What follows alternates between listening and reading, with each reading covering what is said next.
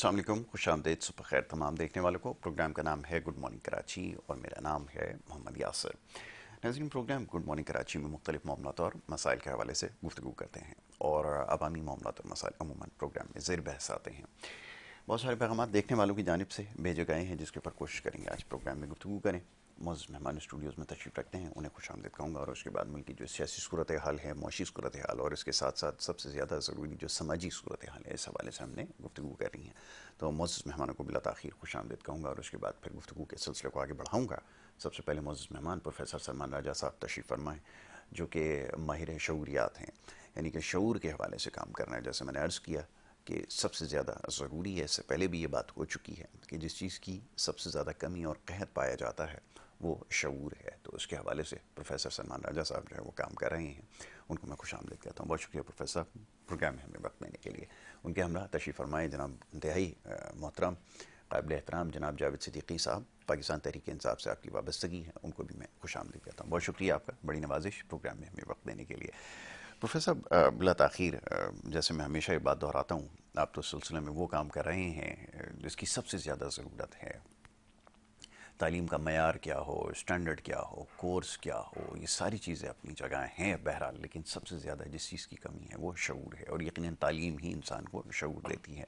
मगर ये जो तालीम का निज़ाम है, जो स्ट्रक्चर है जिसके ऊपर हम और आप हमेशा बात करते आए हैं, क्या वजह है कि बड़े अफसोस के साथ कहना पड़ता है कि जो लोग अपने आप को पढ़ा लिखा गर्दानते हैं और ये समझते हैं कि वो बड़े बड़े तालीमी इदारों से फ़ारिग़ुल तहसील हैं, उसके बावजूद भी जब उनसे बात करते हैं या जब उनका किरदार देखते हैं तो इस सोचने पे मजबूर हो जाते हैं कि ये आखिर हुआ क्या है, किस चीज़ की कमी रह गई है, किस चीज़ की कोताही है जिसकी वजह से शऊर नज़र नहीं आ रहा। ज़रा चाहूँगा इस पर गुफ्तगू की जाए। बहुत खूबसूरत आपने बात की यासर। देखें, ये चीज़ लोग अमूमन इस चीज़ की तमीज़ नहीं रखते कि पढ़ा लिखा होना या किसी भी इदारे से, तालीमी इदारे से फ़ारिग़ुल तहसील होना अलग बात है जी और बाशऊर होना अलग बात है। बिल्कुल। जब आप किसी भी यूनिवर्सिटी कॉलेज से कोई डिग्री लेते हैं तो आप एक स्पेसिफिक फील्ड ऑफ स्टडी में आप स्किल सेट हासिल कर लेते बिल्कुल हैं। ठीक मैंने है। बीएससी किया इंग्लिश के अंदर, मैंने बीएस किया साइंस के अंदर, कंप्यूटर साइंस के, मतलब मैं कंप्यूटर साइंस की नॉलेज, मैंने तालीम इल्म हासिल कर लिया, जानकारी हासिल कर ली। बिल्कुल ठीक है। बट क्या उस यूनिवर्सिटी में मुझे अच्छा इंसान बनाने की तालीम दी जा रही है? क्या मेरी तरबियत की जा रही है? क्या वहाँ के असातिज़ा इस दर्जे पे हैं कि मुझे बेहतर अपनी शख्सियत से मुतासर करके बेहतर इंसान बना सकें? बिल्कुल। अगर आपकी वो तरबियत हुई तो आप फिर बाशऊर इंसान या तमीज़ के इंसान कराएंगे। अब एज अ रिज़ल्ट, क्योंकि हमारी यूनिवर्सिटियों में जो असातिज़ा हैं और जो यूनिवर्सिटियों का निज़ाम है, तालीमी इदारों का निज़ाम है, उसमें इंफॉर्मेशन तो दी जा रही है, डिग्री तो दी जा रही है लेकिन तरबियत नहीं की जा नहीं रही, की जाएगी। शख्सियत की तरबियत नहीं की जा रही, किरदार साजी नहीं की जा रही। और ना वो असातिज़ा हैं जिनको देख के स्टूडेंट मोटिवेट हो, उनसे इम्प्रेस हो बिल्कुल कि मुझे इस, अगर आपके उस्ताद को देख के आपको ये फीलिंग नहीं आती ना कि मुझे इस जैसा इंसान बनना है, तो उसका मतलब वो उस्ताद सही नहीं है। सही नहीं, बहुत खूब। तो बाशऊर होने का मतलब ये कि आपको ये एहसास होना, ये तमीज़ होना कि ज़िंदगी क्या है, अल्लाह का बनाया हुआ, गॉड का बनाया हुआ, जिस भी मज़हब को ताल्लुक़ रखता, इंसानों का सोशल निज़ाम क्या है, अखलाकियात क्या है, मॉरल्स क्या है, तमद्दुन क्या है, तहजीब क्या है, कल्चर क्या है। मुझे अपनी एक दायरे कार में रहना है, दूसरे इंसान की ज़िंदगी में जो उसके मामलात हैं उसको तंग नहीं करना और ऐसे बिहेव करना है कि सोसाइटी इंटैक्ट रहे। इसको शऊर कहते हैं। बिल्कुल सही। फिर इसके साथ साथ अपने वजूद का एहसास हासिल करना, ये शऊर है। ये चीज़ आपको माशरे में कहीं नज़र नहीं आएंगी नहीं अफसोस के नजर साथ, आएगी। और इसकी शदीद ज़रूरत है हमारी यूनिवर्सिटीज़ में, हमारे स्कूल्स में, हमारे कॉलेजेस में। ऐसे लोग, ऐसे असातिज़ा होने चाहिए जो किरदार साजी करें। जी एक पूरा पूरा एक के लिए कोर्स होना चाहिए किरदार साजी के ऊपर। बिल्कुल। इसमें आपके उठने बैठने के मैनर्स, क्यों हमारे आए दिन ये सुनने को मिलता है कि औरतों का एहतराम नहीं कर रहे हैं, औरतें मर्दों का एहतराम नहीं कर रही, रोडों पे बदतहजीबियाँ हो रही, क्यों? इसलिए नहीं हो रही कि उनकी किरदार साजी नहीं की गई। जी आखिरी बात, किरदार साजी का पहला दर्स या पहला मदरसा, पहला तालीमी इदारा माँ की गोद होता है। बिल्कुल ठीक है। माँ बाप सबसे बड़ी किरदार साजी करते हैं। फिर जैसे ही बच्चा स्कूल पहुंचता है तो सबसे इंपॉर्टेंट शख्सियत जो वो देखता है वो अपनी टीचर को देखता है, टीचर को प्राइमरी देखता टीचर को। वो कैसी दिख, क्या ड्रेसिंग करती, कैसे उठती बैठती चलता फिरता है, उसका उस्ताद जो है वो उसको क्या सिखा रहा है, झूठ बोलना सिखा। बच्चा तो एक कोरा पिक करता है ना, बच्चा तो एक बिल्कुल बिल्कुल हर सही। चीज़ को एब्जॉर्ब, स्पंज होता है बच्चा, ड्राई फॉर्म होता है, हर चीज़ एब्जॉर्ब कर लेता है। बिल्कुल। तो ये चीज़ें हमें, ये हमारे जो अरबाब इख्तियार है उनको समझना चाहिए कि इन पॉइंट ऑफ व्यू पर सोचते हुए तालीमी निज़ाम को डेवलप करें। बिल्कुल ठीक है। इन सारी चीज़ों को अगर मद्देनज़र रखा जाएगा तभी जाकर फिर जो है वो एक बेहतर इंसान नज़र आएगा। और जो कुछ माशरे में हो रहा है, अभी मैं डॉक्टर साहब से इस हवाले से भी बात करूँगा कि ये जो सड़कों पे हादसात हो रहे हैं जिसमें गैर मामूली इजाफा हुआ है, कोई एक वजह इसके पीछे नहीं है, बहुत सारी वजूहत हैं। ज़रा जावेद सिद्दीकी साहब से भी ज़रा गुफ्तगू करते हैं। जावेद साहब, अब वैसे सियासी कारकुन, वैसे तो सियासी इख्तलाफात भी होते हैं, सब कुछ होते हैं, तमाम शहर कराची में रहते हुए आपको भी एक बड़ा तवील अरसा हो गया, आपकी पैदाइश भी यहीं की है, जो सब कुछ देखते आए हैं, और इस वक्त जो सूरत हाल है, हादसात भी हो रहे हैं और इंफ्रास्ट्रक्चर का तो क्या कहा जाए, ये जिम्मेदारी आखिर क्या कुल जो यहाँ की मौजूदा हुकूमत है उस पर डालने की ज़रूरत है, या आप समझते हैं कि अपना भी यहाँ पे लोगों का कोई किरदार होना चाहिए? और फिर जो अभी हालिया दिनों के वाक़यात हैं बहुत तकलीफ दे और परेशान कुन है, सर चाहूँगा इस पर तबसरा कीजिए जी। बिस्मिल्लाहिर्रहमानिर्रहीम। देखें, सबसे पहले तो जो बेचारे अभी पिछले दिनों हादसात का शिकार हुए हैं, अल्लाह ताला उनकी मग़फ़िरत फरमाए, उनको अपनी जवाल रहमत में जगह दे, उनके लवाहिकीन को सब्र जमील अता फरमाए। क्योंकि जाहिर सी बात है, ये जो अचानक और हादसाती मौत होती है सारी ज़िंदगी, एक तो होता है तबई कि आपके ज़हनी तौर पे आप तैयार होते हैं, लेकिन अब बच्चा घर से गया काम पे, स्कूल, कॉलेज, कहीं भी XYZ, और शाम में ये खबर आती है तो आप अंदाज़ा करें कि उनकी मतलब ये उस दिन, ये चंद दिनों की बात नहीं रहती, हर गमी और हर खुशी में उनकी याद आती है और उनका जो एक खुशी का रंग होता है वो फीका पड़ जाता है। तो ये बहुत अफसोसनाक बात है। अच्छा, फिर दूसरी जो आपने कहा इसकी वजूहात, तो इसकी वजूहात सबसे पहली तो ये है कि यहाँ का निज़ाम, क्योंकि देखिए किसी भी मेट्रोपॉलिटन सिटी में आप जाएं, उधर देखें तो आपको रोडों पे ठेले नज़र नहीं आएंगे, रोडों पे आपको चिंचियाँ नज़र नहीं आएंगी, रोडों पे खुदाई करके ऐसे ही मिट्टी नहीं डली हुई होगी, एक प्रॉपर निज़ाम होता है। टैंकर का जो है, जो टैंकर जो आपने देखे या डंपर देखे, तो उनको भी एक कायदे कानून की अब देखें ना, यही ड्राइवर किसी बाहर के मुल्क में होते हैं तो फिर ये क्यों नहीं करते जी? क्योंकि उन्हें पता है कि यहाँ पे कानून हरकत में आएगा और हमें वापस भेज दिया जाएगा, या हमें बंद कर दिया जाएगा, या हमारे ऊपर जुर्माना कर दिया जाएगा। सही। तो इसलिए ये जाके सऊदी अरब में यही ड्राइवर होते हैं, यही गाड़ियां होती हैं, हादसा क्यों नहीं होते? बिल्कुल। तो जब यहाँ पे रिश्वत, भत्ताखोरी और दूसरी चीजें जन्म लेती हैं तो फिर हादसा ही होते हैं। बिल्कुल सही। और अगर कानून मजबूत होता है तो फिर उसकी रोकथाम होती है, और ये हुकूमतों का काम होता है। और सिंध में स्पेशली, हमारे सिंध में देखा जाए तो पूरे पाकिस्तान में, और जो सिंध में स्पेशली कराची में अगर देखा जाए तो ये निज़ाम इसलिए बदतर हुआ कि यहाँ पे जितने भी जो अफसरान या जो भी, मैं छोटे लोगों का तो जिक्र नहीं करूँगा कि उनके पास पावर नहीं होती, ज़ाहिर है नीचे के ग्रेड वाले जो पॉलिसी मेकर होते हैं, जो हुकूमत में होते हैं, वज़ीर होते हैं, मुशीर होते हैं, इस्टेब्लिशमेंट होती है, ये उनकी ज़िम्मेदारी होती है। तो लेकिन जब वो सिर्फ पैसे बनाने पे और अपनी जायदादें बनाने पे फोकस करेंगे तो फिर जाहिर सी बात है आवाम का यही हाल होगा। बिल्कुल सही। और आप देख रहे हैं कि हमारी तो सिर्फ सिंध में, मैं अक्सर कहता हूँ कि हमारी सिर्फ एक मुख्तसर सी अपोजिशन रही, उसमें भी आपने देखा कि किस तरह कानून का थोड़ा खौफ भी था, डर भी था, क्योंकि एक अपोजिशन मौजूद नज़र आती थी जो पिछली 3-4 दहाइयों में नज़र नहीं आई थी।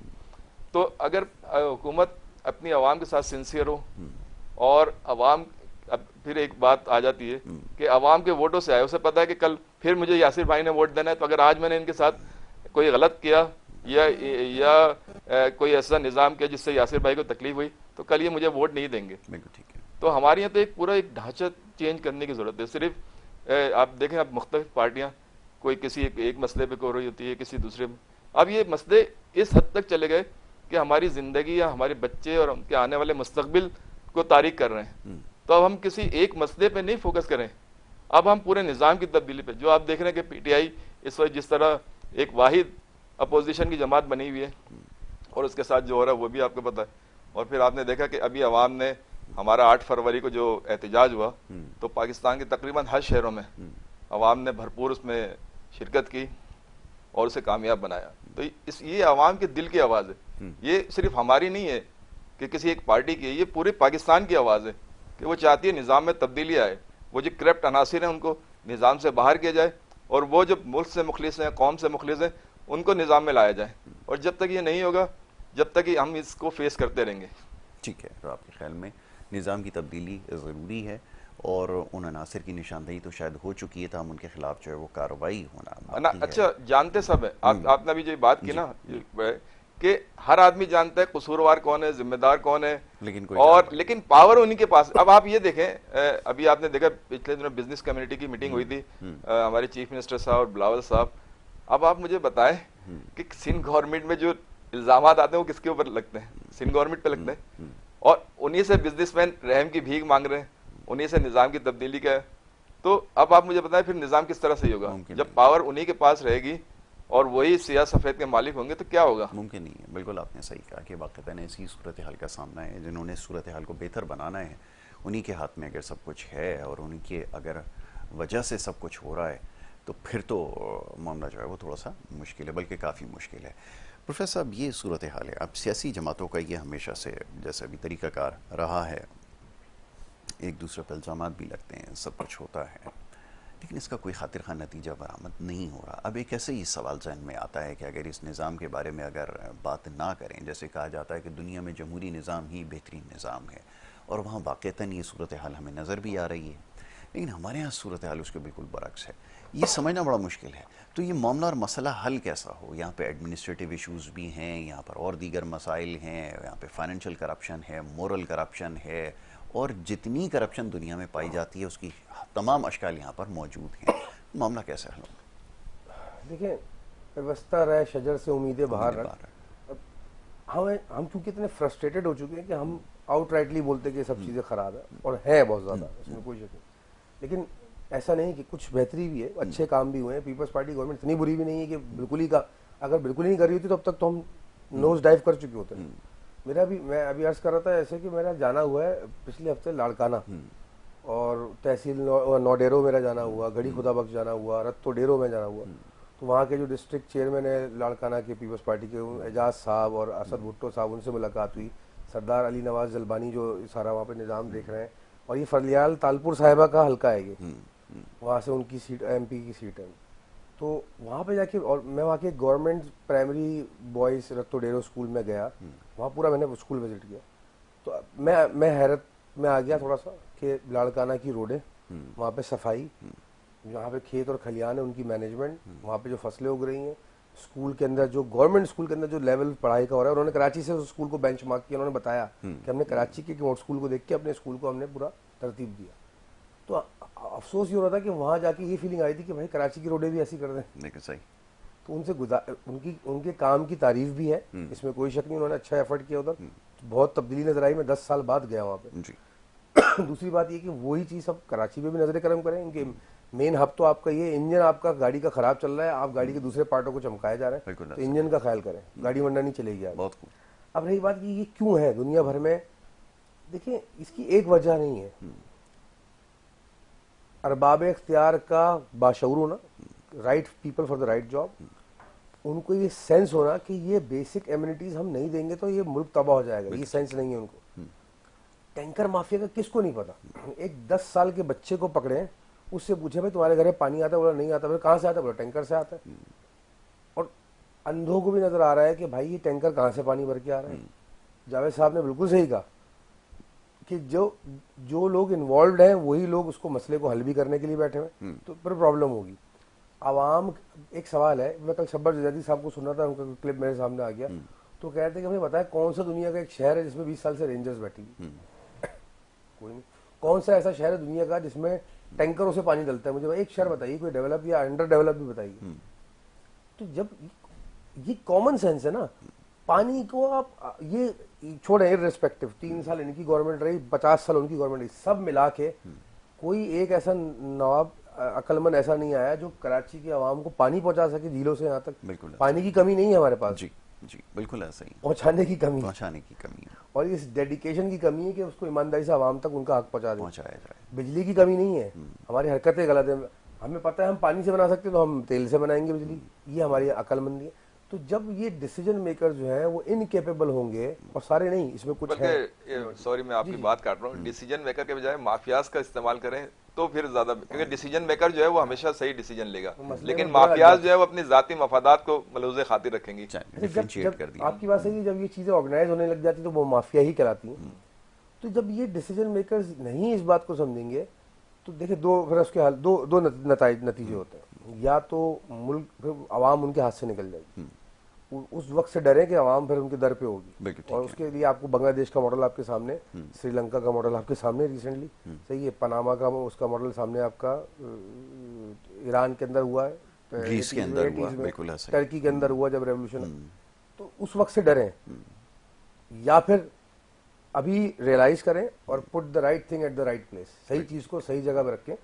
पानी, बिजली, गैस, रोड्स, ट्रांसपोर्ट इंफ्रास्ट्रक्चर, 20 साल से कितने हॉस्पिटल, गवर्नमेंट हॉस्पिटल बने पाकिस्तान में, कराची में, और अब्बासी शहीद जिन्ना हॉस्पिटल चले जाइए अभी, वहाँ क्या मतलब, क्या उनको आप कह सकते हैं कि ये कराची के शहरियों को मेडिकल फैसिलिटीज मिल रही हैं, दवाइयाँ मिल रही हैं? मैंने अपनी आंखों से अब्बासी शहीद हॉस्पिटल के अंदर ऑपरेशन थिएटर के जिस बेड के ऊपर ऑपरेशन होता है ना, उसको टूटते हुए गिरते हुए देखा, पेशेंट लेटा हुआ और झड़ रहा है वो, उसमें पंखा नहीं था, एसी नहीं था, और डॉक्टर गर्मी के अंदर ऑपरेशन कर रहे थे, पसीने पसीने हो गए डॉक्टर, और न्यूरो ऑपरेशन कर रहे थे। ये मैंने अपनी आंखों से देखा है, बताएं। और बिल्लियां उसके अंदर घूम रही थी उस ऑपरेशन थिएटर में। तो ये नजर नहीं आ रहा हमारे हुक्मरानों को। ये अभी मीटिंग कर ली उन्होंने, अभी वो एक आफाक अहमद साहब उठे, उन्होंने बोला जी महाजरों का मसला है, टैंकर जला दिए। नॉनसेंस। आवाम अब इतनी बेवकूफ़ नहीं रही, आवाम को ये नॉनसेंस नहीं चाहिए, आवाम को चाहिए एक्शन एंड काम। आप ये बोले कराची में हॉस्पिटल बनाइए, हर इंसान को, मैं अच्छी बात अच्छी होती है, I agree with the fact कि पीटीआई का जो सेहत कार्ड का कॉन्सेप्ट है, इट वाज ब्रिलियंट। बिल्कुल ठीक है। जावेद साहब, आप ये बताइए कि ये जो इश्यूज़ हैं ख़ासतौर पे सिंध के और शहर कराची के, अभी जैसे बात हो रही है, तो उसके लिए फिर अब ये दावा ये करते हैं कि हमें आवाम की हिमायत हासिल है और बड़े भारी मैंडेट के साथ कामयाब भी हुए हैं। यकीनन आप इससे इख्तिलाफ़ करेंगे, और पाकिस्तान के नताइज चाहे जो भी हो, जो जीटी रोड पे जो कुछ होता हो या दीगर इलाकों में जो कुछ होता हो, हम ये सिंध के अंदर तो ये क्लेम करते रहे हैं कि इनके पास हमेशा से अक्सरियत रही है। क्या जवाब इसका देंगे? इसको क्या यही कहकर जो इक्तफ़ा किया जाएगा कि ये भी धांधली का नतीजा है? तो फिर तो बहुत सारे सवालात होंगे। वाक़तन ऐसा है कि लोगों के वोट मिल रहे हैं? आप फरमाइए। देखें, ये तो बिल्कुल आपने एक अच्छा लतीफ़ा कि मैंडेट का भी कि जी हम भारी अक्सरियत से सिलेक्ट हुए हैं। इसके अलावा अभी आप देख रहे हैं वफाकी गवर्नमेंट महंगाई में कमी का भी दावा कर रही है कि महंगाई जो है, आपने बयान पढ़ा होगा प्राइम मिनिस्टर साहब का कि 9 साल की कम तरीन सतह पे आ गई जी। अच्छा, स्टॉक एक्सचेंज का भी आप देख रहे होंगे। तो अब ग्राउंड रियलिटी जब आप देखते हैं वो बिल्कुल इसके बरक्स है। अगर महंगाई नीचे आ गई तो मार्केटों में रेट क्यों नहीं नीचे आ रहे, और अगर स्टॉक एक्सचेंज आपका बहुत ऊपर चला गया तो लोगों को रोजगार क्यों नहीं मिल रहे, बेरोजगारी क्यों फैल रही है? अभी आपने अगर एक रिपोर्ट 2024 की अगर देखी हो इंटरनेशनल, तो उसमें 8 से 10% लोग गुर्बत की लकीर से नीचे आ गए। मतलब गुर्बत की लकीर से नीचे का मतलब कि बुनियादी जरूरियात भी उनको मैसर नहीं है। एक तो बुनियादी जरूरियात, तो जब सब चीजें अच्छी हो रही है तो वो गुर्बत की लकीर से नीचे क्यों जा रहे हैं, गुर्बत की लकीर से ऊपर क्यों नहीं आ रहे?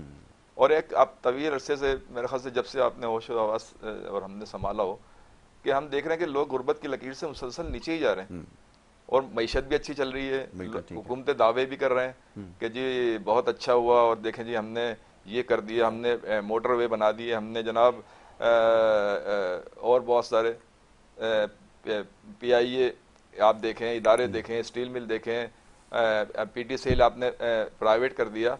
तो जब सब चीज़ें अच्छी हैं तो लोगों में बेरोजगारी भी फैल रही है, लोगों गुर्बत की लकीर से नीचे भी आ रहे हैं।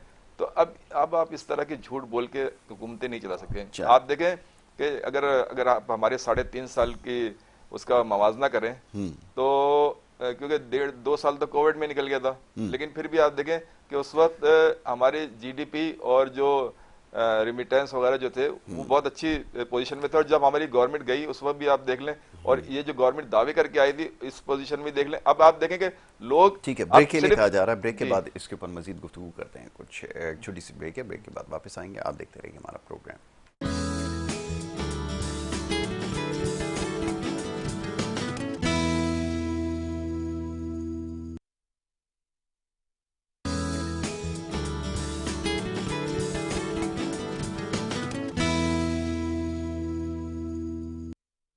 वेलकम बैक जी। एक दफ़ा फिर आपको खुशामदीद कहेंगे और ब्रेक पे जाने से पहले गुफ्तगू जारी थी। मौजूद मेहमान तशरीफ़ फरमाए। ब्रेक की वजह से थोड़ा सा मुखील हो गया मैं चाहूँगा थोड़ा सा इसके ऊपर बात हो जाए। अभी आप कुछ बता रहे थे मवाजना। जी मवाजना। जी, मैं असल में जैसे कि हमारे वजीर ख़जाना इस वक्त के दावे करते हैं या प्राइम मिनिस्टर साहब दावे करते हैं, तो आप मुझे बताएं कि स्टॉक एक्सचेंज है हमारा, ठीक है।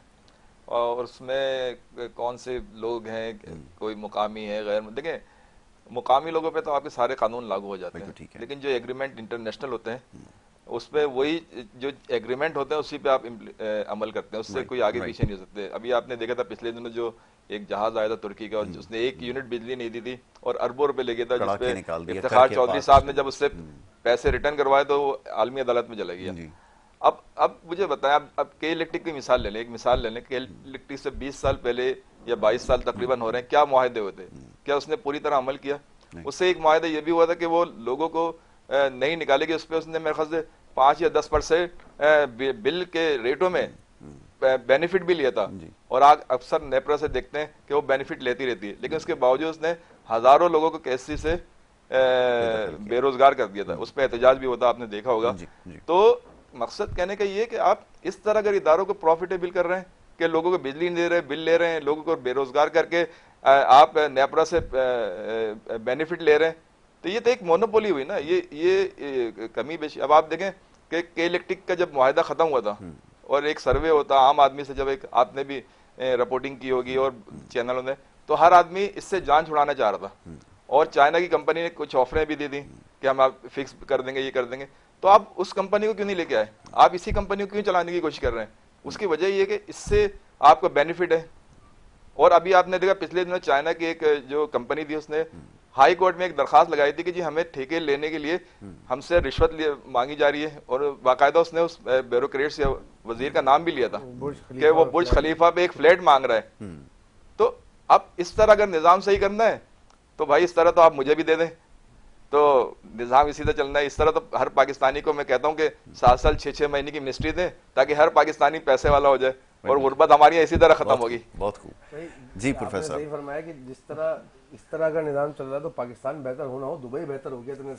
नहीं, दुबई के अलावा आप देखें नहीं। अच्छा, मैं अभी प्रोफेसर साहब की बात को सिर्फ दुबई नहीं, मलेशिया भी हुआ, क्योंकि हमारे पाकिस्तानी एक्सपोर्टर जब वो यहाँ से परेशान हो गए, तंग आ गए, और टैक्सेस से और करप्शन से, और फिर उनके जान और माल को तहफ़्फ़ुज़ नहीं है। आपने देखा कितने बिजनेसमैन बेचारे भत्तों और उसके चक्कर में मारे गए। तो फिर उन्होंने दुबई की राह ली, मलेशिया की राह ली, अभी बांग्लादेश देखें। बांग्लादेश में किसने, ये जो आज बांग्लादेश आपको टेक्सटाइल इंडस्ट्री में प्रमोट नजर आ रहा है, तो ये पाकिस्तानी बिजनेसमैन है जी। और अब इस तरह अगर हुकूमत चलानी है और इसी तरह, तो मेरे ख्याल से हमारी कई जनरेशनें इसी में पूरी हो जाएंगी। ठीक है जी प्रोफेसर फरमाइए। इर्रिस्पेक्टिव कोई भी पॉलिटिकल पार्टी, मेरा तज्जिया ये, मेरा मुशाहिदा ये कि चंद एक शख्सियतों को मैं समझता हूँ, या मैंने जो मुशाहिदा किया उनका, वो बात तहजीब और सुलझे हुए लोग हैं जिनको इल्म भी है और तमीज़ भी है मुल्क चलाने की, और उनका स्ट्रेटेजिक थिंकिंग है, विजनरी अप्रोच है। चंद एक, अदर देन दैट 90% से ज़्यादा जो हमारे पॉलिटिशियंस बैठे हुए हैं, सियासतदान हैं, जो हमारे इदारों के ऊपर बड़े बड़ी पोस्टों पर लोग बैठे हैं, माजरत के साथ वो केपेबल नहीं है, उनका कैलिबर ही नहीं है। वो कहते हैं वही मना जाओ तुम्हारी शक्ल ही नहीं है, बिल्कुल ऐसा ही। तो वो उनका कैलिबर नहीं है, उनका ना अप्रोच है, ना उनकी थिंकिंग लेवल है। और जब इस मिजाज के लोग मुल्क के ऊपर बैठ जाए ना, कि पोस्टों पे बैठ जाएं या इन्फ्लुएंशियल जगहों पे बैठ जाएं, तो पता है उनकी अप्रोच क्या होती है? फिर वो अप्रोच होती है, देखा हमने IMF से पैकेज ले लिया, खुशी से बता रहे हो, खुशी से बताते हैं, देखा हमें UAE ने 2 अरब डॉलर दे दिए, देखा हमने चाइना से अभी वो आप विजिट करके आए नकवी साहब, और वो कह रहे हैं हमने चाइना से बोला हमें जदीद असला दीजिए। आप इंटरनेशनल ऑफिशियल भिखारी हो, आप मान रहे हो आप भिखारी हो, आप मांग रहे हो। मतलब मेरी इज्जत नफ्स तो गवारा नहीं करती मैं किसी के आगे हाथ फैलाऊं। मैं बहैसियत मुल्क या बहैसियत इंफरादी शख्सियत, तो मैं कैसे, मुझे मैं फख्र से बोलूं, आई एम सॉरी टू से, अगर मैं उनकी जगह होता ना मैं ये बयान भी नहीं देता आके। बिल्कुल सही। और मैं the day I will take over the post, मैं पहले दिन बोलता कि भाई मुझे ये सब जिल्लत चाहिए नहीं, आज ही से बात करो कि IMF को जीरो मुझे आज से करना है। देखिए जब फ्रेंच रेवोल्यूशन आई थी उन्होंने ब्रेड खानी बंद कर दी थी, ये कौमें ऐसे बनती हैं, उन्होंने बोला नहीं खाएंगे हम ब्रेड, शॉर्ट है नहीं खाएंगे, तो करें ऐलान चीनी नहीं खाएगा कोई भी। नहीं हुआ है, ये तो मिसाल है इंग्लैंड के अंदर मिसाल है। कि दुनिया में मिसाल है क्राइसिस जनाब। आया, उन्होंने टर्की कोशिश में कर दी, मिसाल आज कौमें भी इसी नहीं तरह इस्तेमाल बनी है, इसी करते। तरह करे खड़ी ना, हुई कल हैं। से जापान की मिसाल ले लें आप, अनाउंस जापान करे की। कौम में चीनी नहीं खाएगा हाँ। कोई, चाय नहीं पिएगा कोई, खत्म करो, खत्म कर लो तकलीफ। और वो अच्छा वो कौन कहेगा लीडर, तो कौम मानेगी जी, जब वो जो खुद खुद अमल बा करेगा। किरदार होगा ना। ऐसा ही है। अभी कल आके with due respect prime minister साहब के कल बोले हैं कि भाई चीनी नहीं खाए, वो तो उल्टा बोलते हैं चीनी नहीं खाए, कोई और अल्टरनेट बता देंगे वो, या कुछ और अजीब सी यूं बात कर होते देंगे। रहे माजी में भी कि वो मशवरे देते थे वजीर कि वो जी रोटी खाना कम कर दें जी, ये खाना कम कर दें। तो देखिए कोई ऐसा हल, पॉइंट ये है कि कोई ऐसा अप्रोच बनाइए इतनी सॉलिड, जो कौमें बनना चाहती है ना वो सख्तियां झेलती हैं और वो कौमें सख्त डिसीजन लेती हैं बिल्कुल। और वो यूनिफाइड डिसीजन होते हैं। पूरी कौम एक पेज पर होती है और उनको एक पेज पे खड़ा करके लीड करने वाला जो है फ्रंट से लीड कर रहा होता है, देखो मैं तुम्हारे जैसा हूँ। बिल्कुल सही है। तो माजरत के साथ मुझे कैलिबर नजर नहीं आ रहा। ठीक है, सेट बाय एन एग्जाम्पल वाली बात है कि आपको खुद बनना पड़ता है, एग्जाम्पल सेट करनी पड़ती है। जी जावेद साहब अब फरमाइए। जैसे अभी हमारे प्रोफेसर साहब ने बताया और कि कौमें किस तरह बनती हैं, और ये इसकी तो मिसालें दुनिया में मौजूद हैं। और अगर आप देखें एक मिसाल में हमारे एक फिक्सिट के आलमगीर साहब हैं और उन्होंने यूनिवर्सिटी से ये फिक्सिट का और इसका जो फलाही काम शुरू कर दिए थे, जबकि उस वक्त वो बिल्कुल यंग थे, स्मार्ट थे, साहिब हैसियत थे। तो आमतौर पे आपको पता है ये उम्र जो होती है नौजवानों की दूसरी तरफ निकलती है, क्योंकि हमारी जो माशरा है कि ज़रा पैसा है, ज़रा खूबसूरत है, तो वो उस वक्त ऐश इशरत के में होते हैं या नाहल हो जाते हैं। लेकिन उन्होंने उस वक्त वो काम शुरू किया और आज उनके पास एक बहुत बड़ी टीम पढ़े लिखे लोगों की है जो फिक्सिट का काम कर रही है और वॉलंटियरी काम कर रही है। और यूनिवर्सिटी से जो उनका, देखें जाहिर सी बात है उन्होंने जो पैकेज अपना जो अपनी टीम बनाई वो कराची यूनिवर्सिटी से बनाई, तो जाहिर सी बात है कराची यूनिवर्सिटी का अगर नौजवान पढ़ा लिखा इस तरह के जब काम शुरुआत करेगा, जो कर रहे हैं बहुत सारे और भी कर रहे हैं, तो ये तो मैंने एक मिसाल दी है। तो इस तरह कौमें बनेंगी। इस तरह आप देखें अभी अगर इलेक्शन 2024 में जो इलेक्शन हुए थे उसमें अगर आप हमारी, मैं कराची, क्योंकि कराची में जाहिर सी बात है तो सबसे पहले तो मैं कराची की बात करूंगा, सिंध की बात करूंगा, तो उसमें से अगर आप उठा के लिस्ट देखें तो उसमें आपको अक्सरियत ऐसे ही नौजवानों की, पढ़े लिखे नौजवानों की और मिडिल क्लास नौजवानों की मिलेगी कि जिससे उससे पहले उनकी पूरी फैमिली में ना कोई एमएनए था, ना कोई एमपीए था, ना मिनिस्टर था। ये मौरूसी जो सियासत है, जब तक इसका खात्मा नहीं होगा, जब तक काबिलियत, अच्छा इसका खात्मा कब होगा? इसका खात्मा जब होगा जब इलेक्शन का सही रिजल्ट जो है वो किया जाए। जमातों को कतल कलामी की माफी ये वाकईतन करके दिखाना होगा, बिल्कुल, कि बाप की जगह बेटी को टिकट आप ना दें, देख लें, चाहे कोई भी सारी लिस्टें निकाल के नहीं देख होता होगा ना। नहीं देखें, चंद एक अगर अक्सरियत की देखी जाती है, देखें कुछ सीनियर भी होते हैं ऊपर, जाहिर सी बात है असेंबली में सारे नौजवान देंगे, खुश रखने कुछ के लिए किया जाता है। नहीं, खुश रखने के लिए नहीं, क्यों तजुर्बाकार होते हैं, जाहिर सी बात है स्पीच वो करते हैं। अब मैं एक मिसाल, एक 25 साल, एक 25 साल, 30 साल, 35 साल का नौजवान तो उस वक्त सीखने के अमल में होता है, सही है ना, तो जाहिर कुछ सीनियर, लेकिन टोटली सीनियर नहीं होते कि जनाब उन्हीं खानदान के पहले उनकी 3 जनरेशन से वो आ रहे हैं, चले अच्छा आ रहे हैं, मिसाल है मेरी जनरेशन 3 जनरेशन से आ रहे हैं, तो मैंने 3 जनरेशन के आने के बाद निजाम क्यों नहीं तब्दील किया? मैंने मुल्क को इस हाल में कैसे, अब आप ब्यूरोक्रेट्स की मिसाल है, समझो अगर कोई पार्टी का वाइस चेयरमैन है तो उसकी सीट पर उसका बेटा या बेटी को नहीं आना चाहिए या आना चाहिए। अच्छा अगर अगर अगर वाकई टैलेंटेड है आ जाए, अच्छा ये, अच्छा फिर वो मैंने कहा ना कि अवामी राय, जाहिर सी बात है अगर अवामी राय उस हल्के की अवाम अगर चाहे कि आइए काबिल है आ सकते हैं, अगर नहीं चाहे तो ना आए। ठीक है प्रोफेसर, ये हल्की फुल्की मुनाफकत की गुंजाइश मौजूद है कि थोड़ी बहुत तो चलती है, अगर हम कर रहे हैं तो इंसान होने के नाते, इंसान होने के नाते ये कैसा है कि हम कर रहे हैं तो ये उसकी नजरिया ज़रूरत है, और अगर आप कर रहे हैं तो ये खालिसतन मुनाफकत है। ये वाला कल्चर कैसे खत्म होगा? अच्छी बात की आपने। देखा अलमिया यही कि हम जैसे ये डिस्कस या बहस कर रहे हैं कि जी बाप का सीट जो बेटे को नहीं मिलनी चाहिए और कुछ कम कर रहे हैं, कुछ जो काबिल है वो आए, जो डिजर्विंग है, जो जो जो पोटेंशियल लगता है, जो प्रूव कर सकता है। उन्होंने एक अच्छी बात बोली कि अगर 3 जनरेशन से आ रहा है तो क्यों नहीं बन रही वो जगह, वो हल्का क्यों बेहतर नहीं हो रहा, वो इलाका क्यों बेहतर नहीं हो रहा? इसका मतलब आपकी जो आ रहे हैं वो केपेबल नहीं है, नंबर 2। ये कौन डिसाइड करेगा? अब फड्डा सराय खड़ा हो जाता है कि जो जिनके बच्चे आ रहे हैं वो क्लेम करते हैं कि हमारा बच्चा तो केपेबल है, तो ये कौन डिसाइड करेगा केपेबल है कि नहीं? ये आवाम करेगी। क्या आवाम इतनी बाशऊर है? नहीं, आवाम तो कहती है ये साईं है, इनके बेटे भी साईं हैं, साईं तो साईं, साईं का बेटा भी साईं। एक मिसाल मैं थोड़ी सी एक मिसाल दूंगा, जैसे भुट्टो साहब थे, भुट्टो साहब थे, उसके बाद बेनज़ीर साहिबा आई, तो बेनज़ीर साहिबा ने पीपल्स पार्टी की जब बागडोर संभाली थी तो वो कैपेबल थी, वो टैलेंटेड थी, वो सियासी शऊर रखती थी, तालीम याफ्ता थी, तो किसी को एतराज नहीं था। पीपल्स पार्टी अच्छी चल रही थी, सही है ना। उसके बाद और जब बिलावल नहीं है, नहीं, बिलावल में आपको पता है उसमें अभी सही सी सियासी सूझबूझ नहीं है। उसके पीछे, उनके पीछे जो सीनियर हजरात खड़े होते हैं जो कई अरसे दराज से 3-3 दहाइयों से मिनिस्ट्री, अगर वो टैलेंटेड होते तो आज सिंध में हम ये बात ही नहीं कर रहे होते। हम सिंध की मिसाल या कराची की मिसाल दूसरे पाकिस्तान के इलाकों से दे ही नहीं रहे होते। एक कॉन्सेप्ट मैं यहाँ पे बयान करना चाहूँगा, जैसे जो जावेद साहब कह रहे हैं कि हमारे मुल्क में सिर्फ जो है ना गवर्नमेंट ब्यूरोक्रेसी नहीं है, हमारे मुल्क में एक पॉलिटिकल ब्यूरोक्रेसी भी जो है ना एग्जिस्ट करती है। जैसे उन्होंने मिसाल दी, हर पार्टी में है ये। वो जो इलेक्टेबल्स जिनको हम कहते हैं, अब तो उनका खत्म हो या गया, वो जो पुराने मंजे हुए खिलाड़ी जिनको हम कहते हैं, वो बैठे हुए हैं। मेरे ख्याल में मेरी तो आंख खुली जब मैं 6 साल का था, तब से रज़ा रब्बानी साहब को देख रहा हूँ, गुलाम मुस्तफ़ा खर साहब को देख रहा हूँ, और शाह महमूद कुरैशी साहब को, जावेद हाशमी साहब को। तो पूरी आपका पॉलिटिकल करियर इतना लंबा भी नहीं होना चाहिए। बिल्कुल सही। अच्छा, जिस तरह आप कहते हैं ना वाइन जब एज करती है तो वो और ज़्यादा, तो इंसान भी जब एज करता है ना तो उसको वजनदार हो जाना चाहिए। तो अगर आपकी उम्र बढ़ती जा रही है तो आप पॉलिटिकली आप थिंक टैंक में आ जाइए, आप मशवरे दीजिए, पॉलिसी मेकिंग में आइए, आप गाइडेंस में आइए। लेकिन नहीं, उन सबको पोस्टें चाहिए, सबको मिनिस्ट्री के मजे चाहिए, सबको चीफ मिनिस्ट्री के मजे चाहिए। तो ये शो करता है ग्रीड है हमारे सियासतदानों में। तो इस तरह नहीं मुल्क चला करते भाई। नहीं तो ये अब में सवाल है, जावेद भाई हमारे बैठे हुए, इनकी पार्टी से वाबस्तगी है, इन्होंने ये दावा किया कि इस पॉलिटिकल कल्चर को, इस सिस्टम को खत्म करेंगे, लेकिन उसका पार्टी से भी हिस्सा खत्म बन करें गए तो ना। चाहिए। यही तो हाँ, सवाल नहीं, सही point है। नहीं, अगर आप देखें, ये सारे लोग आप जिसका अभी देखें, प्रोफेसर साहब बता आप रहे हैं। लिस्टें निकालें तीनों पार्टियों की, जो तीनों बड़ी पार्टी हैं उसकी लिस्टें निकालें और उससे मवाजना करें कि दूसरी पार्टियों में जो टिकट होल्डर थे जो थे और हमारी पार्टियों में जो टिकट होल्डर, उस पर कितने % जो है मौरूसी है और कितने % जो है 80% से ज्यादा हमारे यहाँ देखेंगे आपके आम सियासी कारकुनों को वोट दिया देखें, और फिर अवाम ने उनको एक भारी मैंडेट दिया। 80%, मेरा इस पे बड़ा शदीद इख्तिलाफ है कि नहीं, आप 80% इख्तिलाफ तो कर सकते हैं कि जमहूरियत है तो जमहूरियत में इख्तिलाफ राय होती है।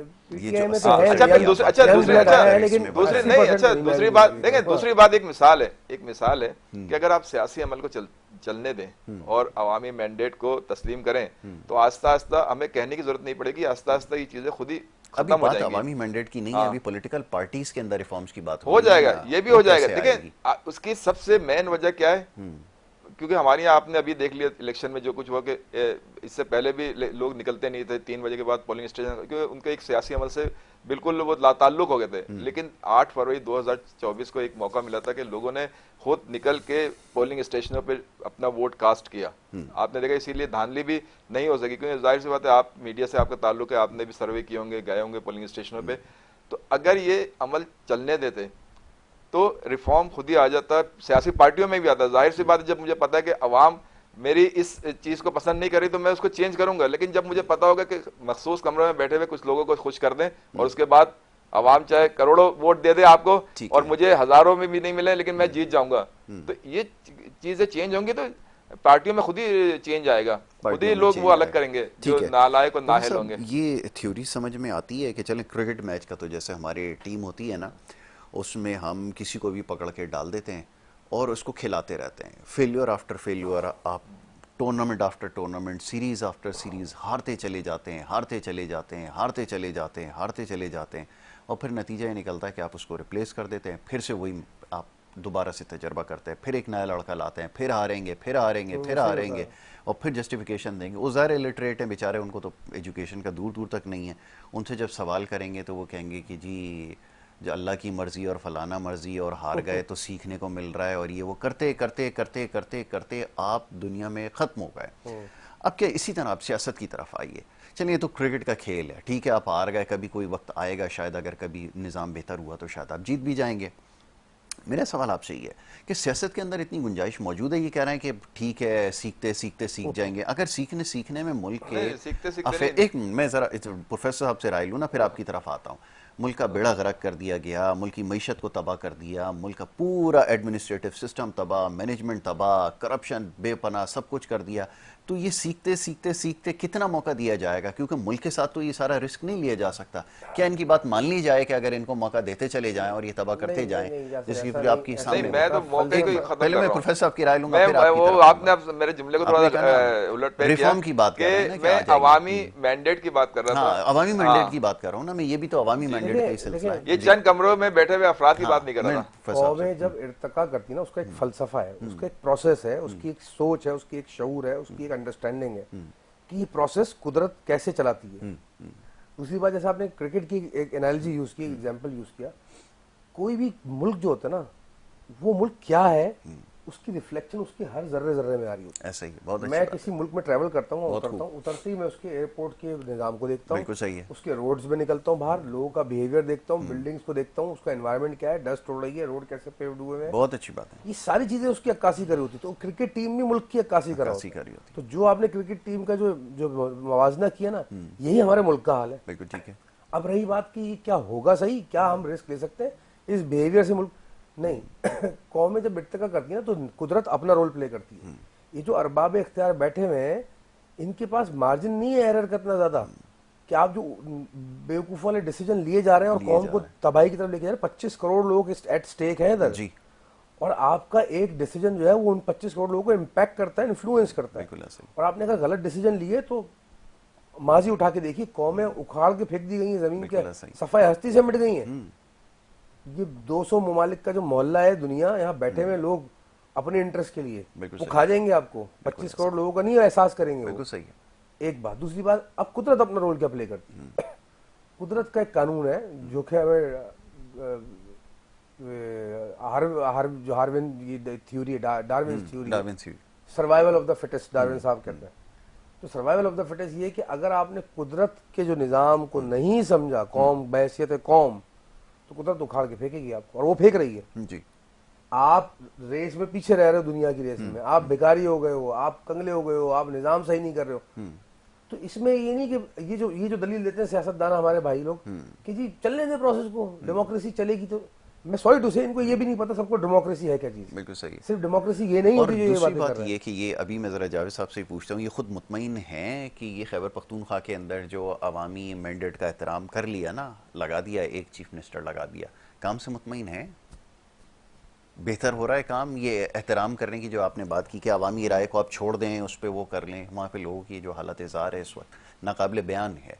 आपकी नज़र में तो बिल्कुल सब ठीक चल रहा होगा, मुतमईन है? वो एक बात चलें, अब इस वक्त सियासी हैसियत अगर वर्कर की आप हैसियत हमारा से छोड़कर जी पूरे टर्नओवर देखें खैबर पख्तूनख्वा का और उससे पहले का अगर देखें, तो आज हमारे जो खैबर पख्तूनख्वा के जो लोग हैं, आज आप देखें उनका तालीमी मेयार अगर 15 साल या जो तकरीबन 15 साल के लगभग हमारा टर्नओवर रहा है, उससे अगर आप पहले देखें तो उनमें तालीम का वो मेयार नहीं था, उनका कारोबार का वो मेयार मैं नहीं इस था। पे आपसे शदीद इख्तिलाफ करता हूँ। अगर ये बात मैंने किसी से सुन रखी और होती तो मैं शायद ये बात ना कहता, लेकिन जब मैं देख कर आया हूँ आज भी बच्चे ज़मीन के ऊपर बैठ के तालीम हासिल कर रहे नहीं, हैं। बताइए। देखिए मसला अगर कहीं आप देख के आए, वो मैं ये नहीं कह रहा कि 15 पूरा साल में तो खैबर फिर उसको पख्तूनख्वा का ओवर चेंज हो ऐसे गया। change हो जाना चाहिए ओवर ना। इसी लग ओवर जाने की बात चाहिए कर रहा हूँ मैं, थे किसी एक स्कूल की या एक उसकी बात नहीं कर रहा। अगर आप देखें, अब मैं आपको एक मिसाल छोटी सी देता हूँ। हमारे एक तबलीगी भाई हैं, तो तबलीग के लिए हर इलाके में जाते हैं, तो उन्होंने मुझे ये बात बताई थी, और जाहिर सी बात है और लोगों से भी हमारी मुलाकात होती रहती है, उनसे भी। और अभी जो गवर्नमेंट का आया निज़ाम, उस सेहत कार्ड जैसा भी हमारे प्रोफेसर साहब ने जिक्र किया, और बहुत सारी चीज़ें।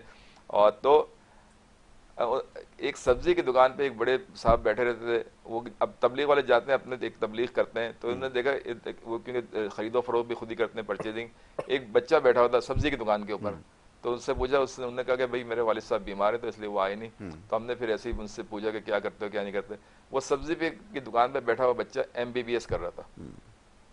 आज आप देखें कि हमारे जो खैबर पख्तूनख्वा के जो लोग हैं, आज आप देखें वो कारोबार में, चाहे मुख्तलिफ किस्म के कारोबार, पहले आप देखें कि वो ट्रक और बजरी कारोबार होता था, लेकिन आज आप देखें कई कारोबार आप कराची में देख लें, कहीं भी देख लें, या बैरून मुल्क चले जाएं, तो वहाँ पे भी यही है। कतई ऐसी सूरत हाल नहीं है। मैं पहले भी बताता था, मैंने आपके लीडर को भी एक दफ़ा बिलमुशाफा मुलाकात हुई थी, यही बात बताई थी, वो भी लाइल्म थे इससे कि पख्तूनख्वा का जो सबसे बड़ा मसला है वो यही है कि वहाँ पे बेरोज़गारी है। ये जो आप बता रहे हैं, मैं चलें सुनने की हद तक तो ठीक है, हो सकता है कोई एक ऐसा वाक़या हुआ भी हो, मैं इससे इनकार नहीं है, लेकिन मैं जब वाक़तन वहाँ गया हूँ और फिर ये कि किसी भी जमात का वहाँ जाके लोगों से मिलना और हमारे मिलने में फ़र्क ये होता है कि हम वहाँ जाते ही ऑब्ज़र्व करने के लिए, हम जाते हैं लोगों से मिलते इसलिए हैं कि वहाँ की सूरत हाल का अंदाज़ा लगाया जाए, मार्केट्स का विज़िट भी करते हैं, वहाँ की कारोबारी शख्सियात से भी मुलाकात करते हैं, वहाँ पे जो मज़दूर तबका है उससे भी मुलाकात करते हैं। ये हमारा आप समझ लें जॉब डिस्क्रिप्शन ही हमारा ये है। तो हमें ये सारे काम करने पड़ते हैं। तो मैं आपको बड़े वसूख से ये बात बताता हूँ कि इस वक्त कोई ऐसा शख्स ऐसा मुझसे ऐसे उसका रब्ता नहीं हुआ या जिसने मुझे कहा कि सूरत हाल बहुत बेहतर है। इस वक्त आधे से ज़्यादा पख्तूनख्वा नो गो एरिया बना हुआ है, ये भी आपके इल्म में होना चाहिए। बहुत सारे लोग इससे लाइल्म हैं, मैं आपको बड़े वसूख से बता रहा हूँ। मैं वहाँ गया हूँ, बहुत सारी जगहों पे मैं जा भी नहीं सका इस वजह से कि उन्होंने कहा आप अपनी जिम्मेदारी पर जो भी जाएंगे। है इंटरनल अच्छा, इंप्रेशन आप अच्छा भी- नहीं है अच्छा, बाहर, नहीं, ये मैं बात ये तो मैंडेट के एहतराम की देखिए, बात कर रहा हूँ। खैबर अगर तो ऐसा ये पख्तूनख्वा का होता नहीं, तो खैबर आप मुझे इस आपने- वक्त बताते कि आप जाकर नहीं, आप मुझे कहते प्राउडली कि आप जाएं वहाँ पे जाकर और जाके सूरत देखिए, हाल देखें, फिर मैं आपको खैबर ये बात पख्तूनख्वा बताता। का जहाँ तक ताल्लुक है वो आप जो कह रहे हैं, जी। जो मेरी बात आपने कोट की कि आप कहते हैं कि ये तसलसल चलने दे, एक मिसाल है कि अगर वहाँ जितना की सिंध आवाम, हुकूमत को वहाँ यहाँ की टाइम हो आवाम, गया है तकरीबन वहाँ- उतना देखिए, ही टाइम आपको भी देखिए, पख्तूनख्वा के देखिए, अंदर हो गया। मेरा जो मौक़िफ़ है, जो मैं अक्सर कहता हूँ कि इस अमल को, लेकिन जेन्युइन चंद अफराद की नहीं कि जी यासिर भाई पसंद नहीं नहीं, तो इन्हीं को लाना पख्तूनख्वा है। में तो जेन्युइन ही होगा ना, बाकी सब नहीं, जगह तो मैं कहता धांधली हूँ से पूरे आए ना। पाकिस्तान, नहीं, मैं खैबर पख्तूनख्वा की बात नहीं कर रहा, मैं कहता हूँ पूरे पाकिस्तान में ये अमल चलाएं। अगर लोग मुझे पसंद नहीं करते तो मुझे वोट नहीं देंगे, मेरी गवर्नमेंट नहीं बनेगी। आप इसका जवाब अब इस तरह आप से नहीं दे रहे ना। देखिए मैं मैं आपसे एग्जाम्पल बार बार क्रिएट कर सवाल देना कर कि रहा हूँ भाई- ना। नहीं तो अभी आप आपको अगर ये आप जैसे देखें, भी बात कर रहे अगर थे ना आप कि देखें, किरदार से बताना अभी पड़ता है, आप उसको ऐसा सूबा बनाकर दिखा देते ना अच्छा, कि मैं यहाँ पर कराची में बैठ के सोचने पे मजबूर हो जाता कि मैं जाके यहाँ पे हुकूमत का गिरबान पकड़ता कि जाके अच्छा, पख्तूनख्वा की खैबर सूरत हाल पख्तूनख्वा का आपने अगर देखा होगा, हमारी जो पिछली गवर्नमेंट थी उससे पहले भी आपने देखा होगा कि वहाँ पे धमाके और कत्लो गारतगरी बहुत तो ज़्यादा कराची थी, में भी लेकिन- हो रहे थे, लेकिन- पंजाब में भी लेकिन- हो रहे थे, लेकिन बलूचिस्तान आपने में, देखा सब कि जगह हो रहे 3.5 साल में खैबर पख्तूनख्वा में जो हमारी गवर्नमेंट जो रही है पिछली वफाक में, उसमें कोई ऐसे नहीं हुआ कोई। मैं उसकी वजह आपको बता जी। दूं, आपके लिए बड़ी तकलीफ दे होगी ये बात, जी जी बहुत ज़्यादा तकलीफ दे होगी कि वो जो अनासिर जो ये कर रहे थे, आप हाँ। उनको फैसिलिटेट कर रहे थे। मैं ये बात नहीं कहना चाहता था, लेकिन अब ये नहीं। बच्चे बच्चे को ये बात पता है कि वहाँ पे क्या हो रहा है। जब उनको फैसिलिटेट किया गया, उनको शेल्टर प्रोवाइड किया गया, उनको प्रोटेक्शन दी गई, तो इसका मतलब है कि फिर वो सारी चीज़ और उसके अलावा भी कुछ होता रहा। मैं यहाँ बैठ के आप क्या आप जज करूँ, आप जाके लेकिन जो बात है इंप्रेशन नहीं, अच्छा नहीं है वहाँ नहीं का, है इंप्रेशन अच्छा नहीं है। लेकिन और अभी वहाँ आप पे देखें, एक अभी protect वहाँ पे किया, आपने आपने उनको देखा अपने मफादात के कि- लिए यूज़ किया, इसलिए नहीं नहीं, हुआ और ये धमाका। बात इनकी सही है भाई साहब के देखें ये खैबर उसको रोल पख्तूनख्वा का मॉडल अगर बनाना वैसे चाहिए। अगर आप मैं मुआवजा नहीं करें कहना ना, चाहता वैसे था कि अगर आप आप इस तरफ जाएं, अगर लेकिन आप जब आप मुआवजा मिसाल दे रहे हैं करें, तो मैं आपको अगर बताऊंगा सच्चाई जो क्या बात है। आप कर रहे हैं ना, अगर ये चीज़ अगर आप आपकी बात मानी जाती है तो ये तो ज़ियाउल हक के दौर से शुरू हो गई थी ये सब चीज़ें, क्योंकि अफगानिस्तान की जंग में आपने देखा कि वो एक गेटवे था, उसका शिकार सही तो है ना? सारा पूरा पाकिस्तान नहीं, बना, पूरा इससे इनकार पाकिस्तान नहीं नहीं, है, हम पूरा उसकी पाकिस्तान जिम्मेदारी था, उसके लेकिन बकाया है। खैबर पख्तूनख्वा मेन था खैबर पख्तूनख्वा, सही है ना? और उसके बाद जो सियासी तब्दीलियां आई वो भी आपने देखी कि जब रशिया चला गया, जब अमेरिका आया, फिर वो कुछ मजहबी अच्छा, चलें हल्के वो जो फिर थे, कभी इस पे तो बात ये करेंगे। इसके ऊपर तो उसका फिर बड़ी पख्तूनख्वा तफसील से बहस हो ज्यादा सकती है नुकसान जो है ना फिर सिंध इस और पे बड़ी बिलखुसूस कराची शहर को हुआ था, उसका बड़ी तफसीली बहस हो सकती है। और इसकी शुरुआत फिर होगी ज़िया साहब के दौर से, जब रशियन की फौजें वहां पे उतरी थी और पाकिस्तान ने जो एक किरदार अदा किया था, तो उसकी वजह से खैबर पख्तूनख्वा सबसे ज्यादा टारगेट हुआ था। आपको एक एग्जाम्पल तो सेट करनी थी ना। मैं यहाँ सिंध हुकूमत के बारे में हाँ, बात ये कर रहा हूँ point ना बिल्कुल कि मैं है। अगर वो हैं नहीं, तो उनको मैं ग्रिल कैसे करूं, अच्छा मैं उनसे अच्छा सवाल अच्छा कैसे अगर करूं? आपकी बात, वो कहेंगे अगर हमसे पहले जो आपकी बात मैं मान लेता हूँ, नहीं आपके रोल मॉडल बना देते ना, तो फिर कोई बोलने नहीं, बोलने अगर की मैं आपकी नहीं, बात ठीक मान है, लेता हूँ जो अभी आप कह रहे हैं कि उनको फैसिलिटेट किया नहीं, गया, आप मेरी बात ना माने, तो मैं आपसे ये अर्ज वहां कर पे रहा हूं, अगर आप कोई वहां खुद जाकर देखें, देखें, वहां वहां पे जाएं। अगर कोई बम धमाका नहीं हुआ, कोई कत्लो गारतगरी नहीं हुई वजह मैंने साढ़े आपको बता दी। 3 साल में, तो ये कोई बुरी बात है? नहीं, लेकिन कोई बुरी बात ये नहीं है, अगर बुरी ये बात नहीं है, हुई तो, बात बुरी ये है क्योंकि जब इसमें अमनो जो अमान लोग की ये कर रहे जब थे, अमनो बजाय अमान की उसको आपने देखें, उनके आगे सरेंडर कहीं कर भी दिया। कारोबार जब प्रमोट होता है, जब वहां पे अमनो अमान की आज पाकिस्तान में जो हाल है आप देख रहे हैं कि नहीं, यहाँ तो के जो ये बिजनेसमैन क्यों पीस नहीं की जा रहा कौन सी है, आपने अमनो कोई अमान की स्ट्रैटेजी सूरत हाल निकाली है? बेहतर एक नहीं है। मिसाल मैं देता हूँ, एक जी। वज़ीर दाखिला यहाँ पर हुआ करते थे, उन्होंने एक बेहतरीन हल निकाला था। जब भी इस तरह के वाक़यात होते थे वो कर्फ्यू लगा देते थे, लोगों को भी घर में महसूर कर देते थे, टेलीफोन भी बंद कर देते, सब कुछ बंद कर देते थे, तो काफी अर्से और रहा वाक़तन ऐसा कोई वाक़या भी नहीं हुआ और कुछ नहीं हुआ। अब आपके ख्याल में ये उनका फैसला सही लेकिन है? उस वक्त ये कर्फ्यू कहे नहीं कि लगा ये देखो, था, उस वक्त कर्फ्यू नहीं जब- लगा था जब- ना। अब आपने अभी इसकी जो वजाहत पेश कर दी है कि हमने उनको फैसिलिटेट कर दिया, उनको जगहें दे दी, वो इलाकों पे हमारे काबिज हो गए, तो अब मामला कंट्रोल में है। ये कंट्रोल उसके अगर इस बल्कि तरह आपने कंट्रोल थोड़ी करना देर से है, बाद तो वो और आगे आ जाते हैं, वो आगे जब वो आते पूरे ही जा मुल्क रहे हैं में डॉक्टर फैल साहब। जाते तो फिर वो यही सिलसिला चलता आ रहा है। ये बात अगर इनकी मान ली जाए कि अमन मेरा- अमान के लिए ये मेरा इन्होंने एक अभी तरीका लॉ कार निकाला। इन्फोर्समेंट के इदारे के एसएसपी साहब से मेरे फ्लाइट में मुलाकात हुई, तो उन्होंने मुझे बता रहे थे कि उनके पास बड़ा बकायदा लेटर दिखाया कि मेमो आया हुआ था कि ये जो टेररिस्ट हैं दाइश के उनकी थ्रेट आई हुई थी, तो वो कराची में पहुंच चुके हैं और सिंध में पेनिट्रेट कर चुके हैं और उसका सद्दे मैंने उनसे पूछा। चले वक्त हमारे पास जो है वो खत्म तो हो गया। ये तो फिर सब- हुकूमत वक्त का हाँ, काम होता है ना। हुकूमत देखिए वक्त, अब आप ये भी तो उसका हुकूमत हिस्सा वक्त रहे। का, चलें कोई बात नहीं, जावेद भाई, अगर फिर ये इसके आपके ऊपर पास बात इत्तला है करेंगे। तो बहुत आप भी शुक्रिया करेंगे। प्रोफेसर सलमान राजा साहब, जावेद जी। सिद्दीकी साहब, बहुत शुक्रिया। मुअज़्ज़ज़ मेहमानों का सेगमेंट का वक्त जो अपने इख्तिताम को पहुंचता है, दूसरे सेगमेंट की तरफ बढ़ना है। आप देखते रहिए हमारा प्रोग्राम।